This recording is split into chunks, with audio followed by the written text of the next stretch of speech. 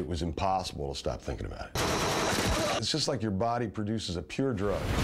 For 15 bucks a month, it's the cheapest, purest drug out there right now. And for Chuck, who asked us not to show his face or use his last name, this drug took over his life for the past 2 years. It was hard to walk away from. Unlike alcohol or drugs, this vice is something many parents willingly give their kids: video games. I think it's like giving a crack pipe to a 15-year-old. Chuck says it was so addictive he neglected everything else: his business, his wife, his health. First thing in the morning I thought about when I got up was getting on that game.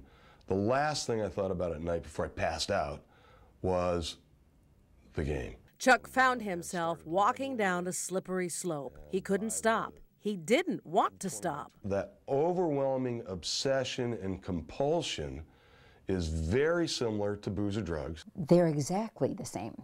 Stephanie Brown, a psychologist who specializes in technology addiction, says video games are absolutely an addiction, just like drugs and alcohol. The individual develops what I call an attachment. It's like a seduction.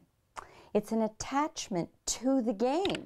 Gamers share their experiences through online posts, describe losing their social lives, ruining their careers, and staying up all night, unable to stop. That begins then the process of becoming addicted. And that becomes then the primary object for that person. Playing that game, thinking about it, and the obsession then develops and begins to take over. Chuck began to see what a mess his life had become. His wife threatened to leave unless he stopped playing, and he'd driven his business into the ground. So Chuck erased his computer, and the withdrawal symptoms set in. So much so, Chuck says he was suicidal. Total depression.